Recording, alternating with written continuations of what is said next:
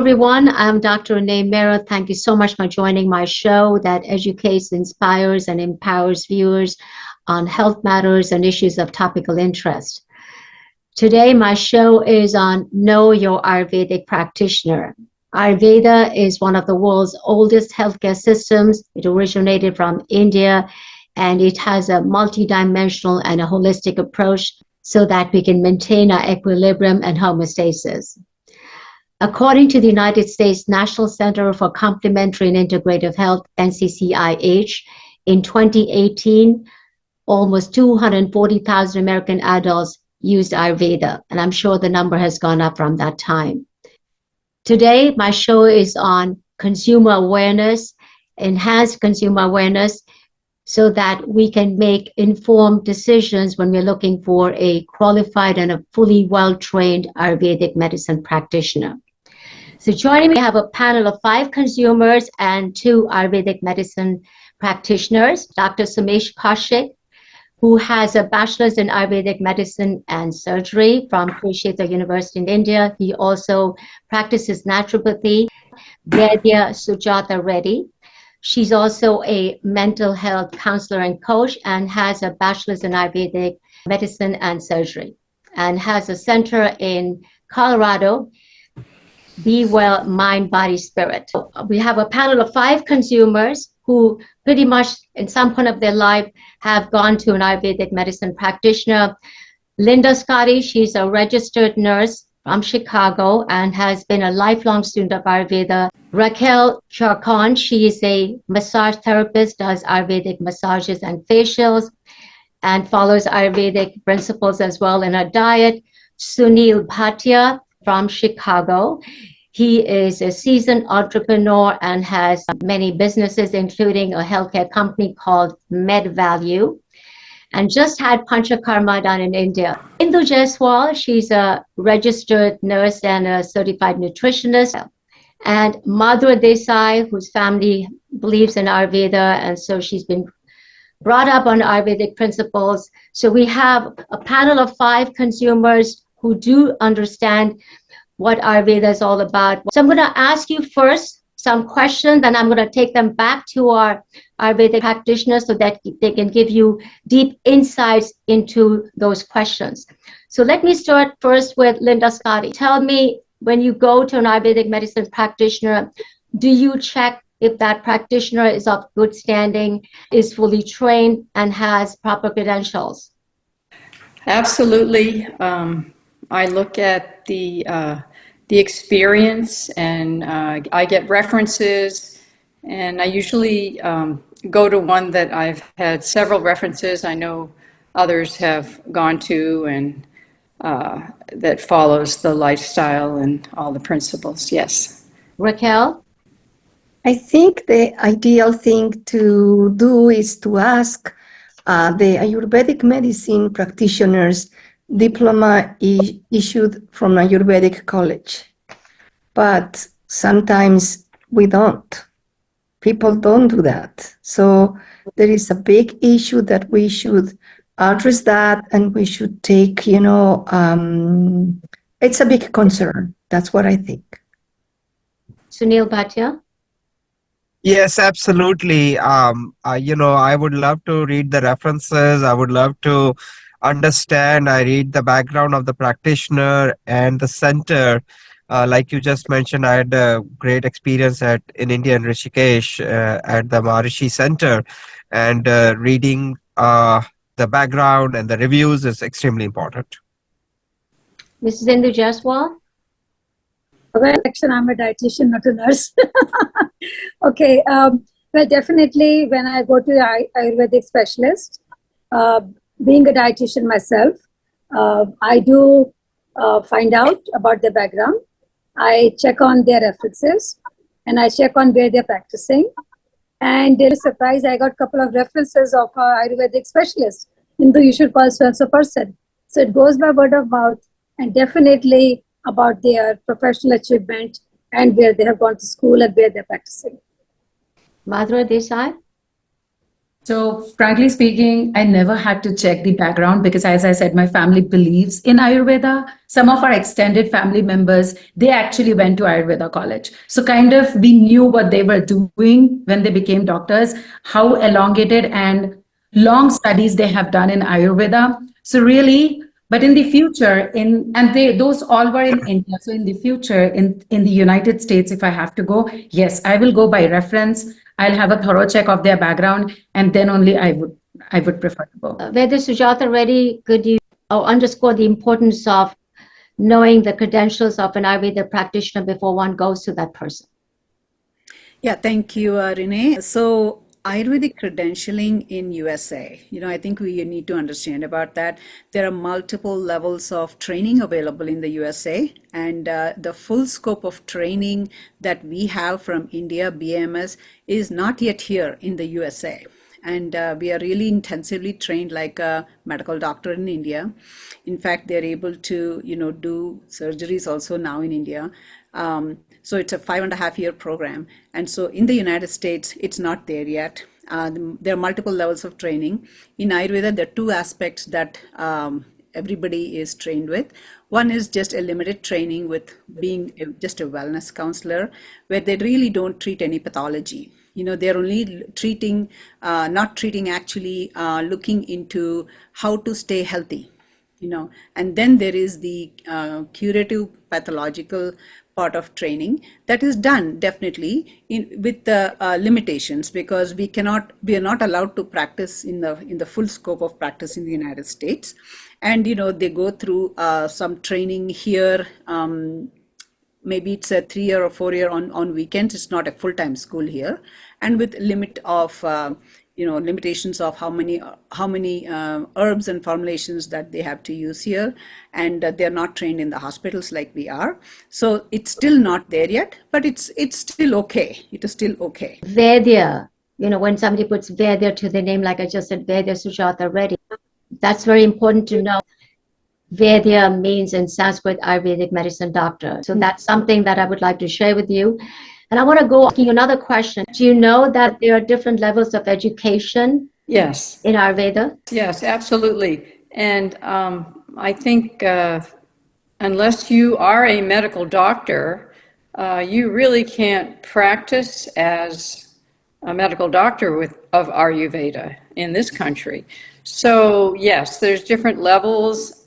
I'm familiar with levels of, for instance, the Ayurvedic Institute in Albuquerque, where basically I think a lot of folks go to that just to learn more about their own health. They're like health counselors. They really can't practice with credentials. They graduate and they've learned a lot, and they can do certain practices. They can probably set up, panchakarma, this and that.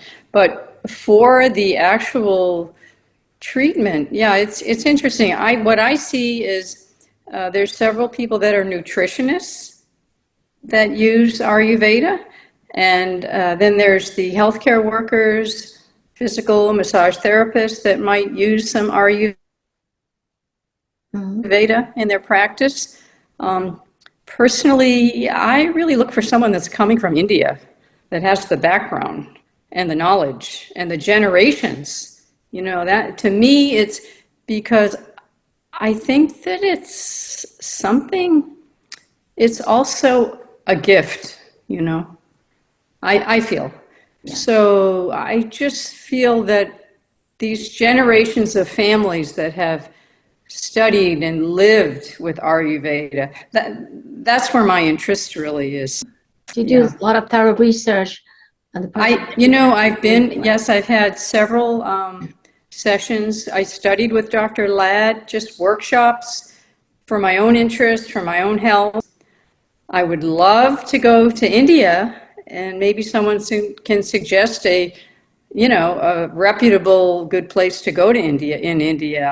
I've heard, but I really don't have those references. And that would be very important to me. And not to go to one of the fancy, expensive spas, but to really go to a practitioner that can do pulse diagnosis, really understand what's what's really going on, and not just do I think a lot of folks just do panchakarma like in a general sense, like chiropractors, sometimes they just use it and they do online. Okay, it's time to do your online cleanse, but it's not a personal specific, Of course. yeah. So that's what interests me. If I'm going to go to someone, I want them to be really tuned in and knowledgeable. We are licensed professionals in USA, and for us to go to your Ayurvedic doctor or a center, we will look for their accreditation, whichever way they have the accreditation, and because that means a lot. And like I said before, if somebody that is not accredited by the USA over here, then it becomes a little bit difficult to accept the validity of the person. He might be as good as, better than all of us, but being in USA, it's regulated. So they are very good Ayurvedic doctors over here. I've seen them, I have met them. And with local accreditation, Dr. Reddy will agree with me, is very, very important, because when you tell somebody the person is board certified, or the person has so many years of experience, or is working with an affiliated hospital or a group practice, that speaks itself for the how good the person is. I'll give you one example. I had a friend from India last week, and she mentioned to me, she gave me the name of an Ayurvedic doctor in Texas. Hindu, you should really talk to her because she is very good. So I haven't called her yet, but that's how it goes. But when you're told how good they are, then you really believe in them. And I basically did not know the difference of the two levels. To the truth, I thought there was only one level of the doctors. Sunil Bhatia, did you know there were different levels? No, actually, I did not know there were different levels of credentialing. Of course, it makes sense. But kind of this discussion is so interesting because Linda was asking, like, in India, like, I would just like to respond to that. Like, I just attended that with my son, Maharishi Ayurveda Center in Rishikesh. Beautiful experience. And I feel Panchakarma and other things, they are all holistically has to be used. Is not just one thing, because it's all about diet, it's all about the atmosphere and the charging which comes along with that. I think that speeds up healing in my belief. So as much as I've been using Ayurveda principles, like as you said, casually, like reading and other things on my whole life. However, this was my first detailed experience with the whole process. My question to you, like, when you go to, let's say, is there like a global directory where we can search for practitioners, right? I mean, you guys are talking about word of mouth and this person told this person, like, this is a great doctor, which is fine. But is there like some kind of a research we can do, or is there a global directory, or at least within the United States, where if I have to visit, let's say, a doctor here in Naperville or Illinois, wherever, is there a way to do that, or is there something we can use, like a resource to do that, as opposed to just word of mouth, where we can check the credentials, we can check the background, we can check the references? Right. Dr. Kaushik, you want to answer both the questions about levels of education on a global Yes, directory? I'm glad you asked this question. Well, let me answer to his question first. National Certification and Credentialing Board of Ayurvedic Medicine was created just 2 years ago. It's recently, so that is the organization which will be, or which is credentialing and checking the credentialing, all the papers and accrediting agencies and certifying individuals who had gone through the extensive training. And so that will be a place to go. Actually, we'll be looking for more and more support for that. Reason being that many individuals and small schools or organizations have started their own credentialing and certification board. Again, when you look for medicine, you have to find a place which actually have people on their board who are practicing, who are seeing patients every day for many, many years. I've been practicing for over 40 years, Dr. Reddy for almost 35 years. So we have individuals who are doing this full time every day.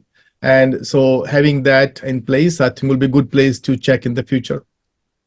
There are 3 levels in the US. Just number 1 for simplification. Number 2 for those who are not able to attend a full-time medical school, since this is not, you can get loans here. So 4, 5, 6 years of education, full-time is not possible.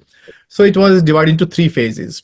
Ayurvedic health counselor, that is a basic education, so you can direct people and guide them what to eat, what not to eat, just the basic thing. It requires about 600 to 650 hours of training just to start the individual on the right path. Then there's Ayurvedic health practitioner, which is about 1500 hours of training, little more than, again, built on the first phase. So you have to have the first, and also it goes into health prevention, and also basically trying to find that what can be done. They study a little more herbs. So we'll have health promotion and disease prevention. So you're preventing and also promoting health, little more extensive. That also requires some hand-on experience, which means you have to work with the patients depending upon the school the individual goes. Some places have number of patients they can see. Some will take them to India. Like we take them for medical camps in India so they can have exposure to the patient. And some, again, will just read and practice on each other. The final will be the third phase, which is the doctorate level program. And that requires almost 4,000 hours of training, intense training, plus, again, patient contact. So you have to spend almost, depending on the school, 1,000 to 1,500 hours with the patients. So those 3 phases are available, and the NCCBM is working on that, on the standards, where we can check all these individuals who want to practice Ayurvedic medicine in this country and make sure that the consumer gets the best for the guidance in the future. Thank you. NCCBM, Dr. Kaushik just talked about, which stands for National Certification and Credentialing Board for Ayurvedic Medicine. Veda Sujata Reddy, Dr. Kaushik, and myself are part of the board, and its mission is to see that there are higher standards of practice in Ayurveda in the US through education, outreach, advocacy. Sunil Bhatia asked whether there's a global directory. So this is where we're leading on to. Dr. Kaushik, let me ask you another question. Why are Ayurvedic medicine practitioners not known as medical doctors in the US? Well, in generally, go back to history of medicine. Just about 200 years ago, the practice of medicine was changed in this country when the allopathic medicine was introduced as the mainstream. Before that, mainstream medicine was the herbal medicine. So those were the mainstream. Now this became alternative medicine. But the Veda is little more than the doctor. So doctor is somebody who have received training into allopathic medicine, where they use chemical-based medicine, they use the antibiotic, can order the blood work, labs, and then it also have a specialization system where you see the person who knows something about heart, called cardiologist, endocrinologist, all these specialist system where they are only dealing with that part of the body. Ayurveda is the true preventive medicine, where is a holistic approach.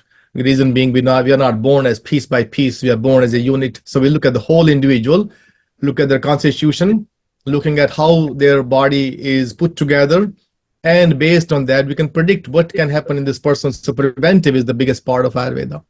So when you're looking at the Veda actually came from the word Vidya, education. And that's what we use in this instance, where we are educating, inspiring, and empowering our consumers and the patient by giving them the knowledge. So doctor in Ayurveda, which is Veda, is educating them to stay healthy, also treating them as a doctor when they are sick, and also this person will provide them Chaturvid Chikitsa, which means also providing them physical, mental, emotional, spiritual education, training, sport, whatever they need at the time. So it's lot more than the allopathic doctor. But again, depending on the place you're practiced, if you're practicing in India, then this person have full-fledged authority by the government. They can order blood work, they can order x-ray, whatever is needed. But while we are in the US, we are not licensed yet. That doesn't mean these are not doctors. They are much more than the doctor word we are used to. Since Ayurveda is not licensed or certified in the US,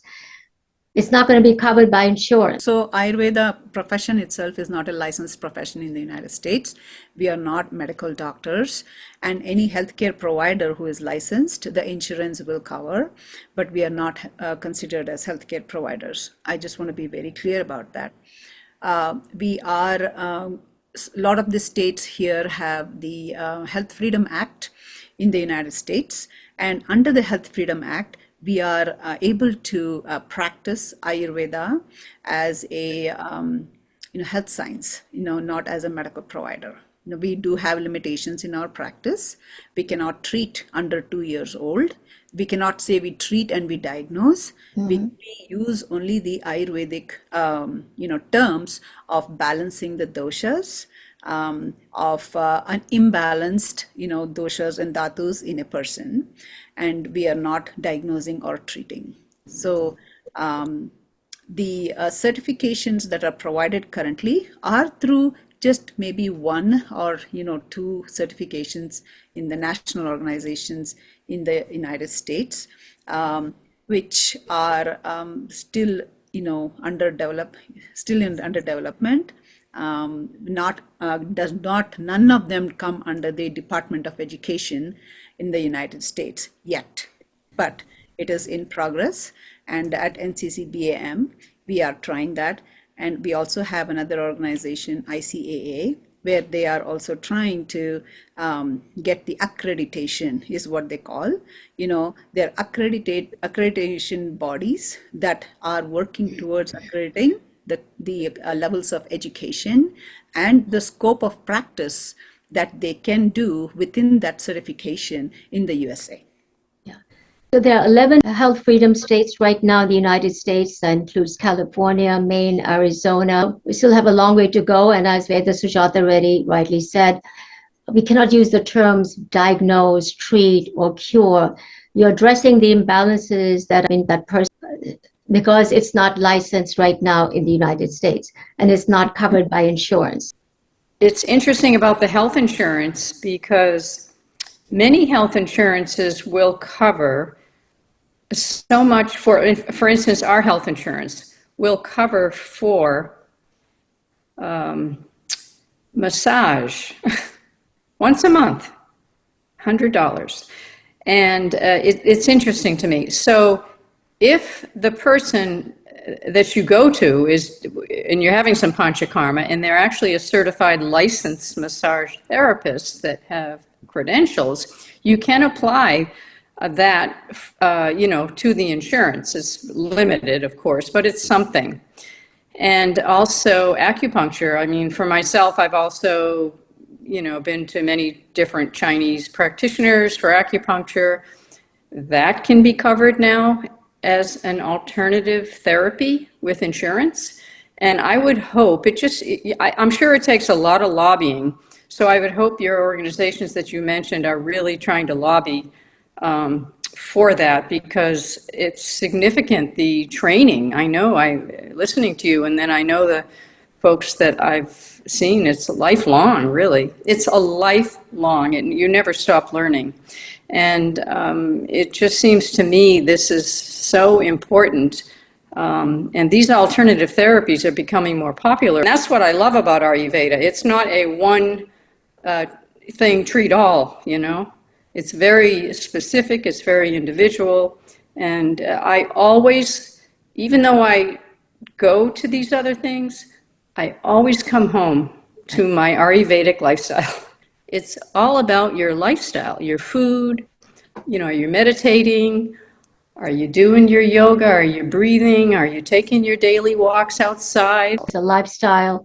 Yeah. It's just not like, one day you do it, the next day you've forgotten about it. And different healthcare disciplines and traditional medicine. And we're talking about complementary medicine, alternative medicine, yes, integrative medicine. Ayurveda, it's the only holistic medicine that integrates body, mind, and soul. We can talk about naturopathy and Ayurveda. I don't know anything about Chinese medicine.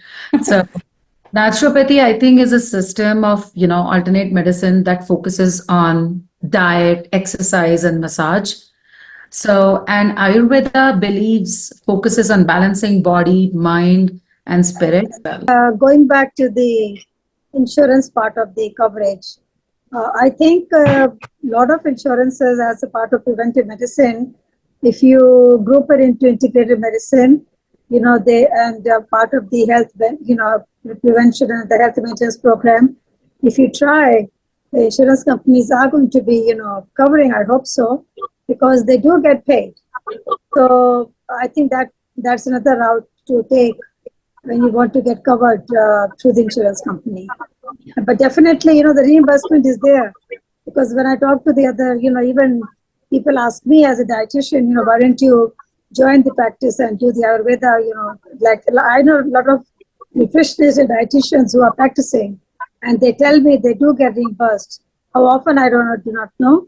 But under integrative medicine, I think that there is a possibility of getting reimbursed. I do want to comment on that because the dietitians are getting reimbursed because they're licensed. Okay, and they will put it under a certain diagnostic code. They're not going to say there's no Ayurvedic diagnostic codes yet, but they will put it under their licensed dietitian codes, and they do get reimbursed. One thing I can say in my practice, I do have a licensed massage therapist who's also an Ayurvedic practitioner, who's trained in Ayurvedic Panchakarma, and I'm also there. So it kind of works out. That works. If we don't, we do give a super bill, and that, the clients can claim on their insurance. And we are also able to take HSA cards, that they could use for their treatment purposes. There's a question now, should clients verify the cost of their treatment before they go to an Ayurvedic medicine practitioner, so that before they take the treatment, they're aware of how much it's going to cost them? Dr. Kaushik? Definitely. This should be made very clear, and that what the consultation would be, what each therapy would be. So it is always good to discuss everything in advance. So consultation usually is fixed price, but different therapies, when per patient come and then they are told that Panchakarma will be helpful, or Abhyanga will be helpful, or Shirodhara will be helpful, the cost should be, most of the time is always good to have printed forms so that there's no confusion. Person sitting in the front desk should be aware of all these things, so everything is clear to begin with, no confusion, because we do not want any problem later on. So it's always good to do that. But to answer the insurance, we have an office in Connecticut, licensed state. So anywhere there is a licensed state to practice naturopathy, this is covered. So you can put the course there. For the different complementary systems, chiropractic is there. So they also use nutrition. Traditional Chinese medicine is there. They also use some nutrition and some similar more points. Homeopathy is there, and naturopathy is a education system where they put everything together. So in naturopathic medical program, we study Chinese medicine 3 courses, homeopathy 3 to 4 courses, and manipulation, chiropractic 3 to 4 courses, and of course Ayurvedic medicine. So when you put all these together, and then botanical medicine, and that is naturopathy. It has everything. So in that case, many naturopathic colleges who are also teaching Ayurvedic medicine. So Ayurvedic medicine is certified through their credentialing at that point when they are approved by their state, so they can bill whatever they're using, because it is a scope of practice in that state. And there was also a discussion that some of these schools were trying to include, or what you call eat Ayurveda into the naturopathy, so that there was no need of separate, but that didn't happen so far. Yeah. That's where we need all the help from the consumers and all the supporters. There was a question from Madhura, are any Ayurvedic medicines FDA approved? If not, getting in that process for approval? So nutraceuticals or natural medicines, actually FDA is not approving that. Those come under food and supplement industry. Only thing is, when we get our raw herbs or raw material from out of the country, then it has to be tested for neurotoxins, mercury, lead, cadmium, and arsenic. And the same thing is here. It is always safe to purchase from a place or a manufacturer who actually is abiding by those rules, FDA approved, and then GMO. So they will get each batch tested for these neurotoxins, and of course some of their mold and fungus, all these things. But FDA does not oversee these. But again, if there's a complaint, then they're definitely. But if they are coming from India, then FDA does come, take samples, and they do test them. If you are selling them as a medicine, if you're selling them food, then they don't get involved. Mhm. Yeah. Okay, that makes sense. Thank you. And many of the places, a lot of our food stores or they sell them they come as a food, and then there's no guarantee. But if you are buying from a supplement store, then they are coming as supplement, which is always a good idea, because testing them by FDA in the beginning is much better than somebody getting sick. Yeah. Other questions was, is Ayurveda medicine practitioner a nutritionist? Yes. Is Ayurveda just about natural herbal medicine, or does it also include lifestyle, diet, exercise, and yoga? Yes. It's all about lifestyle. That's the most important part. Yeah. Lifestyle regimen, dinacharya and the ritucharya, seasonal regimen, your daily regimen, all that is integrated in your lifestyle. More than half the battle is won. One more question. I think maybe where they're ready, you can answer that question. How is the training of Ayurvedic practitioners from India different from the one in the US and overseas? Yes, so we are actually, trained in both the allopathic and the Ayurvedic, fundamental education. We go through the anatomy, physiology, just like how they do it. And we're trained in hospitals. Our colleges are attached to hospitals, and, we are actually trained in that conventional medicine setting. And, of course, there are separate Ayurvedic hospitals, and, we do our internship in allopathic hospitals too. During my internship, every month I had to go to, whether it's a mental hospital or a tuberculosis hospital or a general hospital, and even, do my rotations over there 1 month in every hospital. It doesn't have to be just an Ayurveda hospital, just to,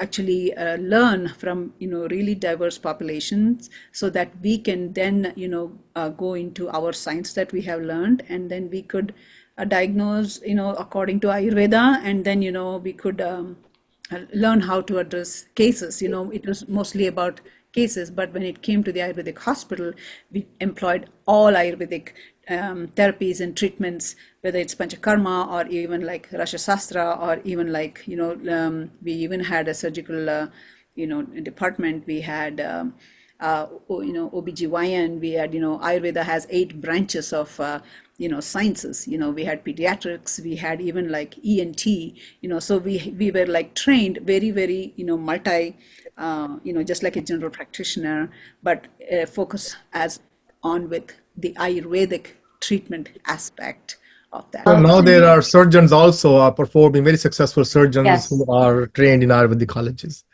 That's a big difference between one trained over here and the one in India. Ayurvedic psychiatry, Yes.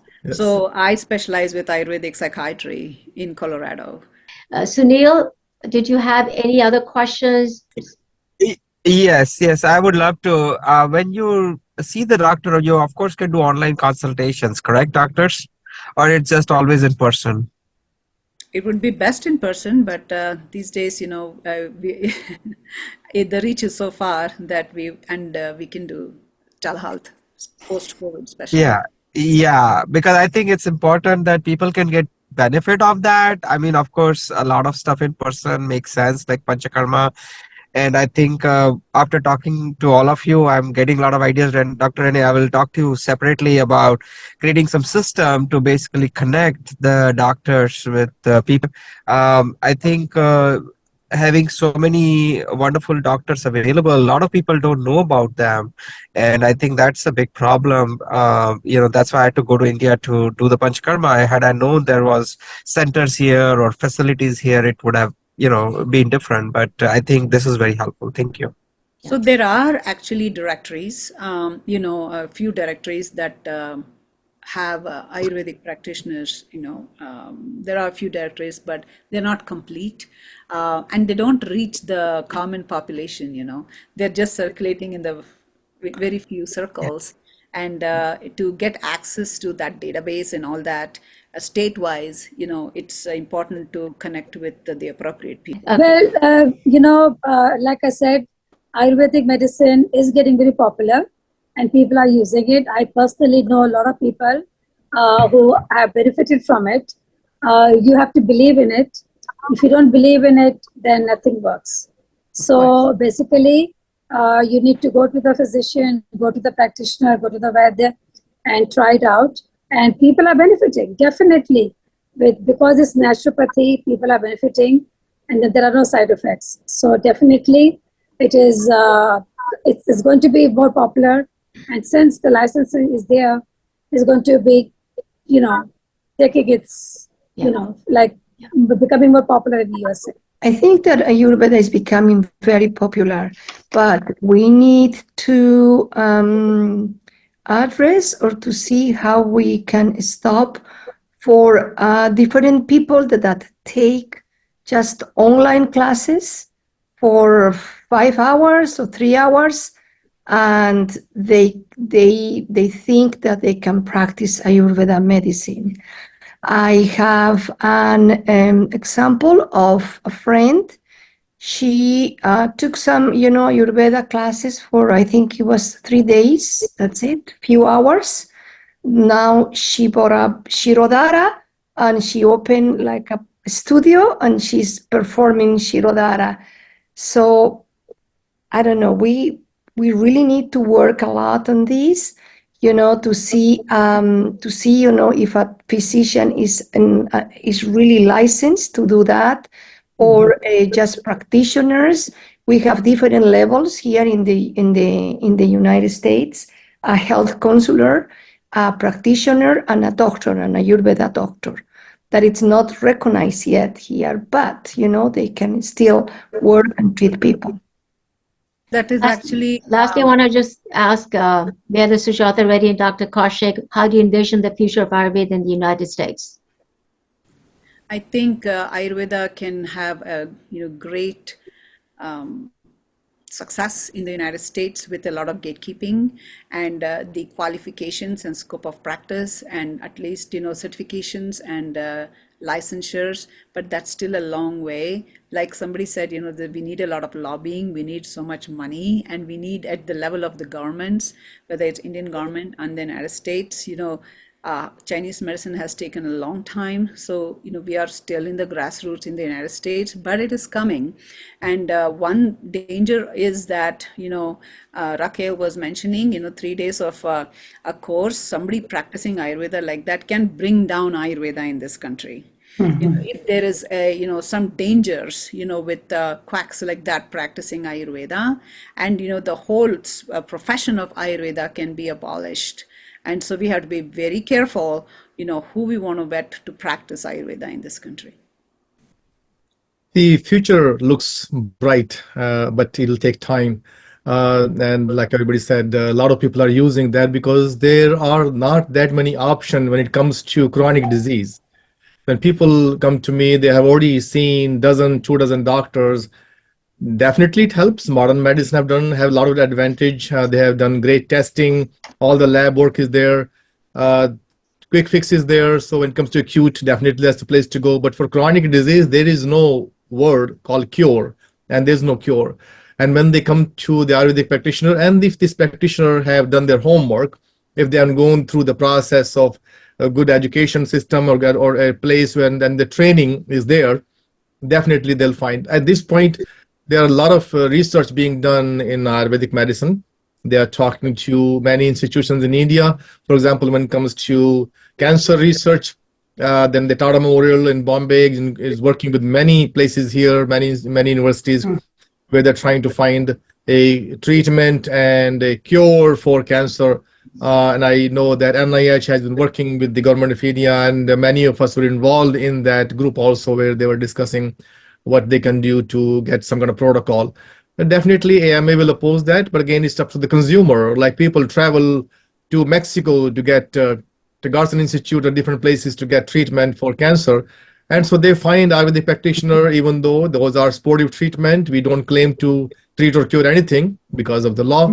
But again, for sportive treatment, they do feel better. Goal actually is the boost immune system, look what is causing the problem, find the root cause, eliminate the cause, and restore the health, bringing balance. So there is a bright future, but again, long way to go. Thank you very much. Ayurvedic medicine practitioners, Veda Sujata Reddy and Dr. Kaushik, and my panel, Linda Scotti, Raquel Chacon, Sunil Bhatia, Madhur Desai, and Mrs. Indu Jaiswal. I'm Dr. Renee Mehrra. Thank you for letting this conversation be a part of your day. Stay healthy, stay positive.